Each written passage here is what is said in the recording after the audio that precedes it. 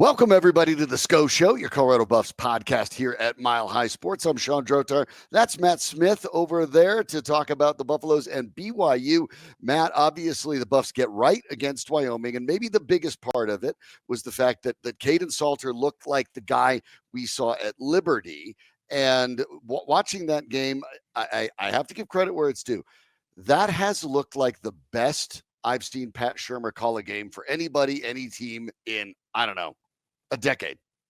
It helps when you execute, and that's what they did. And it was the first time this year they were really able to get the offense on track, and that is because it was a different version of Kaden Salter than we saw in the first two games, undoubtedly. He was decisive, he was hitting the deep shots, he was hitting intermediate shots, which was a concern of mine from what we saw in the first couple of games in a small sample size. But even against Wyoming, good to see all of that get going. If there was somebody that was going to get a lot out of that game, it was going to be him, because they needed to get on track. They needed to build confidence in this receiving core, which is very talented. And I think the entire team got a confidence boost. And quite frankly, the kick in the pants for Kaden Salter by putting him on the bench for the Houston game worked, because from what I've heard, there was a summit. They met with the offensive staff. They aired it all out. And we spoke to wide receivers coach Jason Phillips yesterday, and I asked him kind of point blank, because he's a guy that really dials in on maturity, what he's seen. And he said, look, this was not an easy mantle to take over for Deion Sanders. Those are massive shoes to fill, and everybody was used to the way that he did things. Kaden's not naturally like a gifted leader. They're having to pull it out of him a little bit more, and there were murmurings that was the case at Liberty too. I think they expected that to jump as he became a fifth-year guy. I just don't think it was right there on his own. They needed to hold his hand a little bit through that process. But in doing so, they dragged a better version out of him. And if that's the type of guy Colorado has the rest of the year, then their goal of making back-to-back bowl games is alive. However, we need to see that against better competition before we can all, really start buying our tickets to a postseason game. Yeah, and before you worry about that, obviously, get yourself a good lunch, get yourself a good pregame meal, and you can do that with our friends at Peckish. Of course, two different locations for Peckish. The one on the hill that you've known for a while, well, they've moved, but they haven't moved very far. Just a handful of steps, obviously, to the new location. Except the beauty of it, it's 3 times as large. They have an expanded pizza menu, all sorts of different things going on there. All the TVs, all the stuff you expect from Peckish, and an even better space in which to watch the game. So if you can't be in Folsom, go ahead and be at Peckish, and you should drop in there anyway. I mean, what goes better with football than pizza, wings, and beer? And if you haven't had a chance to be in Boulder and catch it, well, that's okay, because there's one, as you can see right below there's in the Denver Tech Center. That's right off of I-25 and Bellevue at the Bellevue station there. Just go a little bit west on Bellevue. You'll be there just seconds after you get off the highway, and you can get all of the same great wings, all of the sauces, the pizzas, the beer, all of it, and a terrific places to go watch the football game. TVs everywhere. And we do a lot of stuff with Peckish at both locations. I'm looking forward to being back up there in the Boulder location. Matt and I did that at the beginning of the season before the Georgia Tech game. And even on Thursdays when you have a chance, our own Nate Lundy is out there teeing up Thursday Night Football for you. So one of the best places to watch a game. Go ahead and check it out, because, again, what goes better than with football than pizza, wings, and beer? That would be very, very few. I'm going to say nothing, but your mileage may vary. It's not many things, put it that way. And you can get it at either of the Peckish locations. Make sure you check them out at peckish.co.com. But there are many different ways to lead. And obviously, when you look at Salter, he might not be one of those guys that's the rah-rah type, and there are different ways to do it. But yes, this game was important because the Buffs are out of time to prepare. They now have 3 consecutive games, this one on Saturday night against BYU, but 3 consecutive games in conference against ranked teams. This is obviously a major test coming up for these Colorado Buffaloes. At least the quarterback position is settled. Yeah, and that's, at least you're not starting in the starting gates, right? You can at least take a little bit of a sigh of relief, which we talked to Amarion Miller and Joseph Williams yesterday, too, their receivers, and they even acknowledged as much. Like, you can tell there's a different Kaden Salter. He's starting to pick things up and get it, and he's being much more of a leader. And when your teammates are saying that, I think it's very evident that there were changes made. So, Sean, we've talked about it before. They've got the gauntlet here. You said 3 consecutive games against ranked teams. That is true, but that Utah game, it's like going to the dentist, the periodontist, and the orthodontist all at once. You know what I'm saying? Going to Salt Lake and playing Kyle Whittingham. So I'm right there with you. And here's the other part of it. They only have one top 25 win in Coach Prime's tenure so far, and that was his debut game down at TCU. These are the types of games that Colorado has not had much success with since they've been here, and quite frankly, dating back much longer than that. So you're talking about a tough, physical opponent, one of the best rushing attacks in the country. Defensively, their coverage grades are right up there with the tops in the country as well. Colorado defensively, really not where they want to be. This was a team I thought could lead defensively, and they could even win games on that side of the ball. That's not the case. I think through 4 games, through a third of the season now, we can confidently all say that's not going to happen this year. So what's going to need to happen is Kaden Salter's going to have to play at or near that level the rest of the year to give them a chance to be competitive. And I think heading into BYU, the goal here is it's a 1-score game in the fourth quarter, because BYU can have a bit of a ball control offense like Houston had, and they can also kind of just tear right through you. I mean, they've scored a lot of points this year. Look, they may not have played anybody so far, but by the way, only allowing 5.3 points per game. So they didn't allow their first touchdown of the season until the 12th quarter of the season. They played Stanford, East Carolina, and somebody else in there. I can't, off the top of my mind, it slips me. But the point is that they've got it going on both sides of the football. And we just saw this team 9 months ago, and they outplayed and out-schemed and out-coached and embarrassed, quite frankly, this program down in San Antonio for the Alamo Bowl. Yeah, they really did. And you talk about those games, Portland State start the year. So yeah, that's the other one. Yeah. They win that 69-0, nice. Stanford, they win 27-3, and then East Carolina 34-13. But yes, this is a situation for the Buffs. And you talk about that running game. That's where I get scared, because the as you pointed out, the Cougars really can run. They're 7th in the country in rushing, 266 yards per game. Again, I know they haven't played anybody, but that's where it is at this point. And the Buffs, you could argue, how many great teams have the Buffs played this year? Really great teams. I don't know. Now it's been a better schedule than what BYU's played this far. Yeah, they've certainly been tested more than BYU. Yes, the problem is in rushing defense, the Buffs are giving up 195 a game. That's 122nd. So when you look at this breakdown, you have the 7th best rushing offense in the country versus the 122nd best rushing defense. That's where I look at this game and think, the Buffs are going to have to do what they used to do with Deion Sanders. They're probably going to have to turn it into a shootout. Hope you can get close and hope you can get a little bit lucky. So on the bright side with Kaden Salter, we saw not only the good performance, but the leadership you talked about. I pointed it out on earlier this week. We had Peyton Kraft on.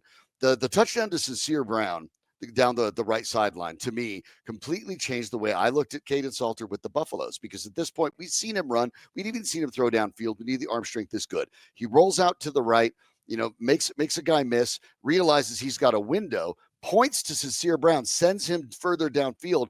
Brown picks it up.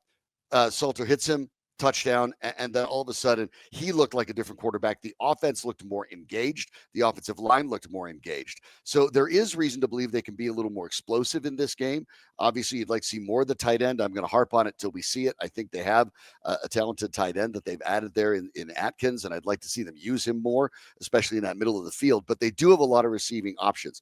The concern I had going out of that game is the fact that it feels like after every series, there was an offensive lineman leaving the game, and those injuries are a bit of a problem. Now we look at the availability report for the Big 12. By the way, thank you. You're going to hear me say this often. Thank you, sports gambling, because this sort of thing doesn't happen unless, of course, they realize that's a moneymaker. But the Buffalo's list of injuries is significant. The folks that are out, it's a lot of them. DeKalon Taylor is out, obviously one of the running backs that they've been able to use as a change of pace. Simeon Price, who I think was the best running back they've had all season long. He didn't get many carries in that game. Turns out he's out again. And then Phillip Houston is out on the offensive line. So when you're talking about the offense getting to be explosive, you're losing not only one of your starting offensive line, but you're also losing, arguably, I think this season at least, your 2 best running backs. Yeah, let's go back a little bit to what you said about Colorado's defense being down there with one of the worst in the country, 122nd in rush defense. Yeah. According to Pro Football Focus, and you have to take this with a grain of salt. Sure. And so, I really, sometimes you can kind of pick and choose which of their grades fit your own narratives, but according to them, they also have the 3rd worst passing defense grade in the country. And so that's really where the concerns are, is on the defensive side. They just haven't been able. It was Wyoming. we get it. Their offense is terrible. Like, as far as Mountain West, they're going to win a few games, but it's anemic. And Colorado allowed them 20 first downs, right? I mean, 4 were due to penalty, but that's still moving the football quite a bit. So, yes, that's one of them. The other point you brought up was kind of going back to what you might have to go back to more of the mentality you had with Shedeur. I actually brought this up on my podcast with Brian the other day that Shedeur used to say all the time that we have to have the mentality that we're going to score every drive. That's the approach. There's no more pressure on me in the last 2 minutes than there was, in the last, 3 minutes of the first quarter, because I feel like I have to score every drive to be competitive. And I think that's where they're at right now. Now, you bring up the injury report. It sounds like Jordan Seaton and Zy Chrysler are going to play this week. Coach Prime said they're going to play this week. So big bullets dodged there, right? Woof. But yes, they're down at the running back position without Price and Taylor, who have been their best running backs this year. And this is why all offseason I said, red flag in that running back room. You need to find a few more guys and probably need a little bit of a talent upgrade, because now you're down to 2 scholarship backs, and one of them is barely getting back into the fold after having hand surgery in training camp in Dallin Hayden. So I think they have adjusted some things. I think we may see some Draylon Miller at running back this week. I think you might see some Isaiah Harge or maybe even Cam Michael back there. They have athletes who did it at a successful level in high school, so I'm not uber concerned about that position, because I just don't think they're the best running team in the country anyway. And having Kaden Salter there is a big difference maker in the running game. I mean, he almost rushed for 100 yards himself last week. And if we can pick them apart for allowing massive rushing totals to other teams whose quarterbacks have gashed them, we got to find a way to praise them as well for having that element to their offense now. And hopefully Kaden can continue to be that type of a guy. 75 to 100 yards on the ground every week from your quarterback would go a very long way this year. I think we can all agree on that. And yeah, it obviously would. And we saw Harge a couple times in the backfield at the tail end of the Wyoming game, so that could be possible. And as you put it, Draylon Miller, obviously. Hayden, you mean Hayden? Dallin Hayden. No, but we also saw Isaiah Harge a couple times in the backfield. Now, was he? They didn't hand it off to him, but they had him in a couple of alignments. Well, good. I missed that. I missed that. I was there were having a a conversation times that he was back there, and they didn't hand it to him, but they'd had him back there. Obviously, we know that Draylon Miller is good in space. He's a bigger body too, kind of an explosive guy. So yeah, I think they have options. The other part of this is the idea that you're putting a lot of it on Salter and the offense. But the truth is, we don't really know about BYU. And if there's an advantage for the Buffs here, it is the fact that BYU hasn't played really anybody, right? With all due respect to Stanford, obviously things are a little bit mess there right now too, but they haven't played anybody either who can actually put some explosive plays on the board, who can really pressure them. So for the Buffs, sometimes when you get a team who hasn't played anybody and you're the first offense that they play that can actually be dangerous, if you get going early, if you punch them in the mouth a little bit, if you can take an early lead, you don't necessarily know what BYU is going to get, and the response might be a little flat-footed.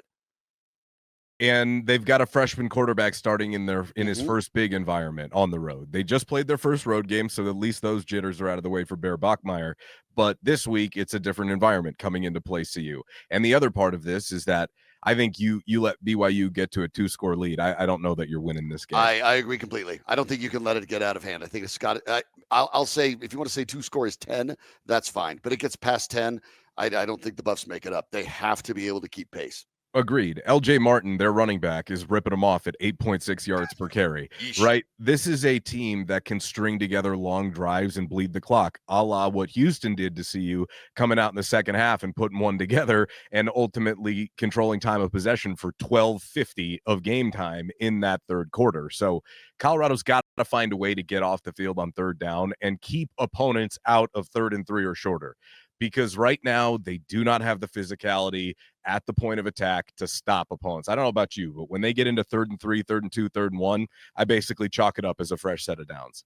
Yeah, it has been. And when you look at the availability list here, Samuel Okunlola, Tafik Thomas, Gabriel Lightfoot, all listed as being out in this one. So, that's obviously a challenging situation as well. And when you talk about Anquan Barnes, he'll be out for the half because of the targeting penalty. So, right. I mean, that is 4 defensive linemen, a couple starters and guys that rotate in. To think that they're going to be able to stop them on early downs is going to be really tough. And that's a matter of just it's going to be a want to. It's going to be a little bit of scheming, I think, on the early downs to make sure you're going to give them some linebacker help. I'm not going to say you want to maybe sell out on first down, but I do think that Livingston probably has to dial up some creativity in those early downs. Because if I'm BYU, I'm looking at CU where they stand even when healthy. I look at their injuries and I'm like, well, first down, we're going to carve 6 out on every single first down, just running up the middle. You know that's going to be the case. You want to make them do something else. And if that means in the early going, you want to stack boxes and force Bachmeier in his first road start to get over him. I think that's okay. I think there's actually a little bit of a need to gamble on defense in the early parts of this game to maybe put BYU on their back foot. Yeah, the only trick about that is that Bear Bachmeier, again, according to PFF, has the number 1 play action passing grade in the country. Now that helps when your running back is ripping them off at 8 yards per, and you have to stack the box, of course. Definitely. But what it also says is that they're not asking him to do too much, and he's making the right decisions, which I went back and watched all 3 of their games this week. You're not rattling him unless you get to him, and that's Colorado's strategy. I think they really need to heat him up. They got to send a lot of pressure because you've got to find a way to, you said it, get them on their back foot, right? And I think that's the way to do it because, Sean, I don't think they can line up even in a stack box and stop them. So I think they have to be creative. Like I talked about this last week, they got to take more calculated risks on both sides of the football come conference play. We're talking about more trick plays, more shot plays on offense, and defensively, you do have to sell out sometimes and hope you can just make the play because if you're not going to get anybody off the field, I mean, would you rather go down with, you with your, what in your hand or fighting, you know what I'm saying? So I think that you're absolutely right from that perspective that there has to be more gambling on both sides of the football. Only 7 sacks this season for the Buffs in 4 games, 16 quarterback hits. Obviously, it's not a team that has gotten a lot on the defensive line after a quarterback, but this is one of those games you have to find a way to do it. And on the back end, when you talk about the concerns there, Makari Vickers is doubtful. Vickers, and you look at the Pro Football Focus numbers, is the best tackler among the Buffalo's defenders that starts. And that's been an issue for the Buffs as well when you're talking about tackling. They don't have a lot of tacklers. So when you're talking about facing a good rushing team and then facing good play action pass, which you assume will be coming, this is a tough one. These injuries are tough. So we know this is going to be a very difficult game for the Buffs to win. I'm not going to sit here and tell you they'll win. I don't think they will win. I think it's possible, and I hope they do, but I don't think they will win. How important is this, though, for this team to go into the stretch? You don't want to come out of this stretch 2-5 or 2-6 and find yourself buried, because then, of course, the Julian Lewis questions start all over again, whether he's ready or not.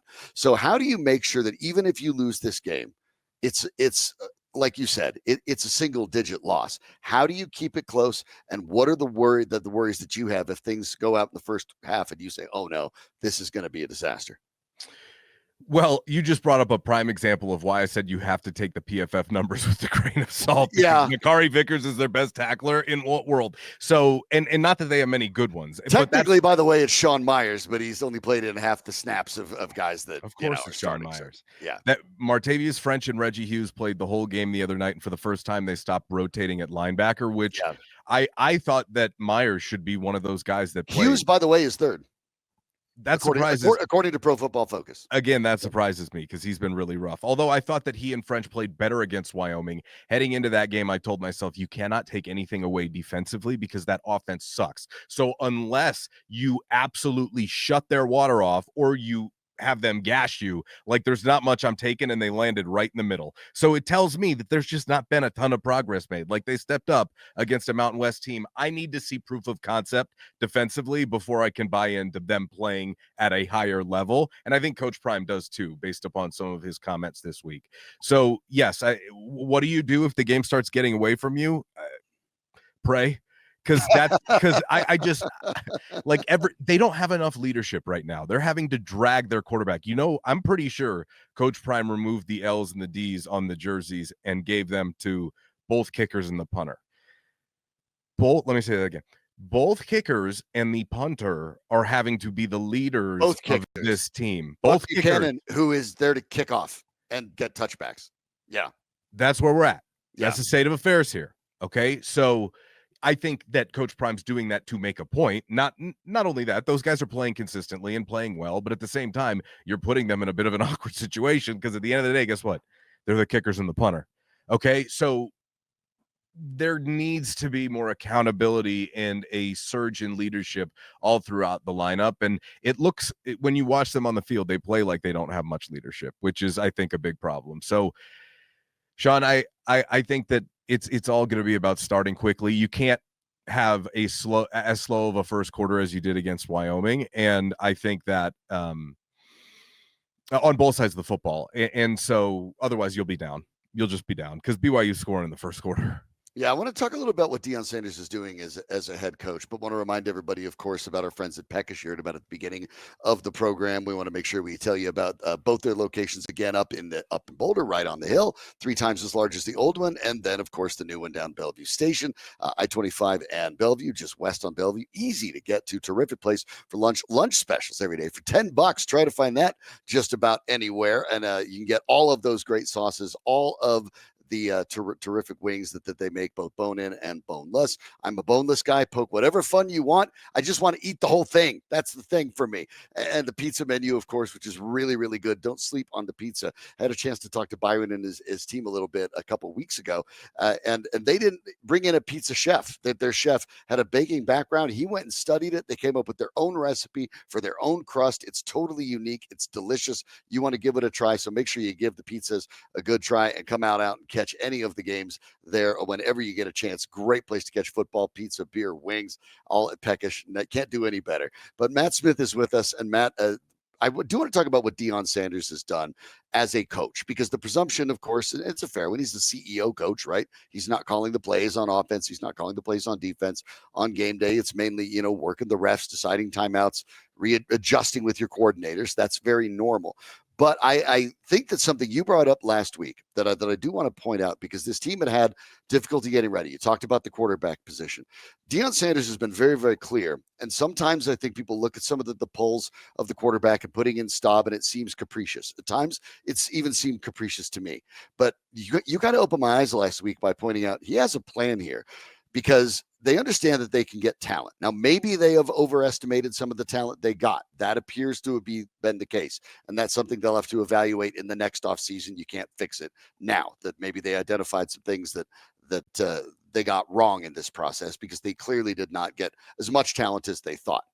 But the leadership part of it, the understanding, installing the mindset of, in a new college environment, where guys are their own brands coming out of high school. They're their own businesses coming out of high school. They choose a university in part because they're looking at the way they're going to get themselves to play on Sunday, or get their education, or whatever it is they're looking to get. And if it doesn't hit right on the button, they're going to transfer and go somewhere else, because they are now little portable brands of businesses.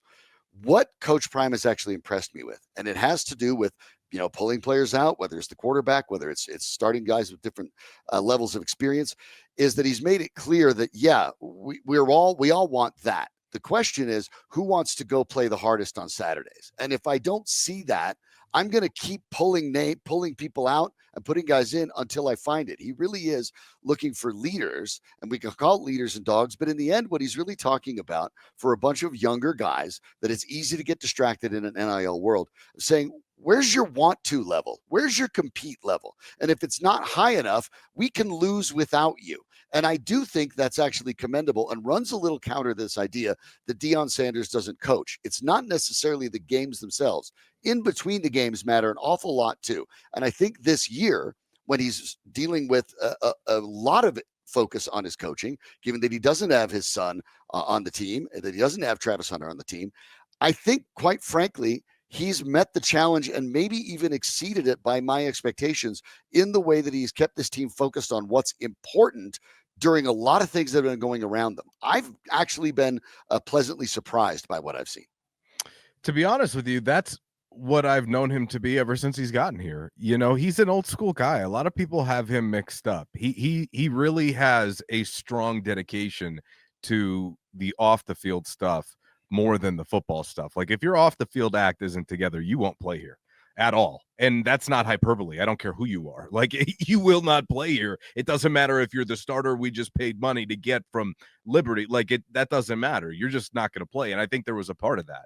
So again, I think that a lot of people see a lot of the other stuff, and it's hard to just see that. And I will say, if you're not around all the time, it's much easier to see all the other stuff, but Yeah. being around all the time, that's something that I'm pretty used to by now. Because I mean, go back to Cormani McLean, who was, a Yep. 5-star cornerback who came in, but he didn't have his stuff together and eventually left the program. I'm glad he's starting to do well at Florida now. And but don't think for a second, stars don't matter. Your name doesn't matter. You're not bigger than the program here.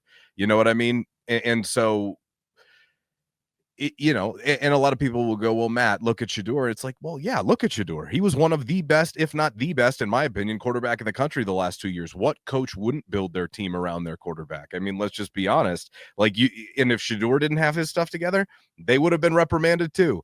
So I'm with you. Like, I have a lot of respect for the way that he runs his program, which is why I have no problem correcting some of that stuff publicly. Otherwise, I would never do that. You know what I mean? Like, I'll defend some of his stuff if I feel it's necessary, because he gets a bad rap from a lot of people. But yeah, Sean, it's about developing the young man more than it is about the football player, and the football player will come with it. Yeah, I think that's the really important part of it. And hopefully the presumption is that's what lasts, right? Because he knows that not all these players are going to go pro. A lot of them are going to go on, and hopefully they're paying attention and getting their education so they can come out and build a career in something else that they want to do, because the majority of the Buffs won't play in professional football. The majority of the Alabama Crimson Tide don't get to play in the NFL. That's just how it works. And so I think being able to, now we're in that third season, people can see it a little bit. And it's less now that the shadow of Shedeur and Travis Hunter and these elite talents are gone, you start to realize that, yeah, Deion Sanders is a straight shooter. Is he for everybody? Not really, but he does tell you exactly what he means, and he's not particularly concerned about what you care about it. And that is the kind of stuff when we hear about college coaches, right? You're it's that old school guy. Well, isn't that what Nick Saban did? Isn't that what Bear Bryant did? Isn't that what, all these great coaches, the idea was like, I run my program, I run it the way we run it. You can get on board or you can get out, because other people will come. That's what people say they like out of their college coach. That's what you've got. He's just not a guy that's up there on the whiteboard doodling plays out. And that's okay. That's what other people are for.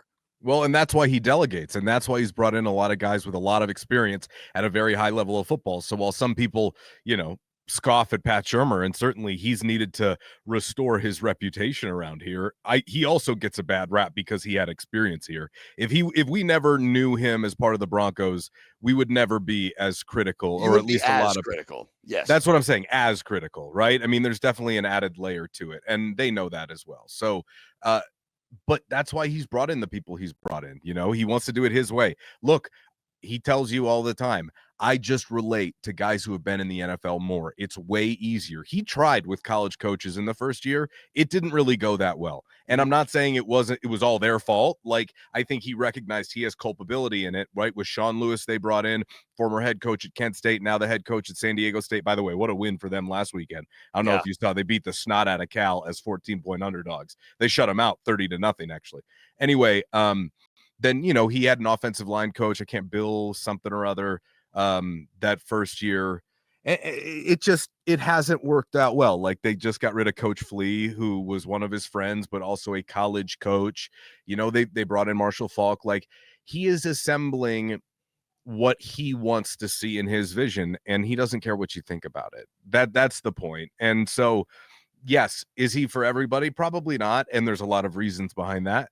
But the other part of it is that if you were just to boil it down to what he's doing on paper, unanimously, you'd almost have people be in favor of it. Yeah. Because he holds players accountable for academics, right? That's what people always say they want, these old school, people who don't want to adapt to modern college football. It's like, what about student athlete? Student first. It's like, yeah, that's how he treats it. So, I mean, I wouldn't treat it like that. Even so, it's a little bit different. You know what I mean? It's very traditional. He's he's a Barry Switzer guy. He loved Barry Switzer. So he's an old school cat, man. So obviously for the Buffs, a long stretch of games is going to be really intense. Let's start with BYU on a Saturday, and the odds are long in this game. But when you look at not only this game and you look at the next one's coming, it's also an opportunity. It's an opportunity for the Buffs to make statements, and they don't even necessarily have to do it with a win. It's great if you can get the win, and you hope they do. But, they stay close in this game, and believe me, they will still be prime time. The audiences will still be there. The university will still be front and center. They're playing That's the trick. When you're rebuilding a program that had one win when Deion Sanders came in, you have two goals at the same time. You have the season that's in front of you, and you have the program itself. And this next stretch is going to be fascinating to see how it defines both of them, because it will. Check out Matt Smith's podcast, as he pointed out. Brian Howell of Buff Zone, they do a great podcast together too. We're so delighted that he takes a little time out to join us when he can. Matt, appreciate it, and we're looking forward to next time. This will be fun. I'm excited to see them against this. Now the quarterback situation's handled. Let's see what Kaden Salter's got. It's time to tee it high and let it fly, as they say. Take your chances. Grip it and rip it, baby. Yep. And whatever happens. We'll find out. That's part of the fun of sports, right? Go out and let's forget about talking about it. Forget about drawing it up. Forget about the odds. Go out there and play some football, and then may the best team win. So looking forward to that on a Saturday at Folsom. Matt Smith, thanks so much for joining us. Thanks for having me, as always, buddy. Looking forward to it. All right, I'm looking forward to it too. We'll make sure we break it down for you next week after win, lose, or whatever happens. Even if Ralphie runs past the 50 again, we're going to talk about that too. Good news. So great. So much fun. We're looking forward to a big game on Saturday, and we'll be back at it next week to tell you about all that happened, and more importantly, what it meant right here. So for Matt Smith, producer Danny Bailey, I'm Sean Drotar, and everyone here at Mile High Sports, thanks for watching the Sko Show. Sko Buffs.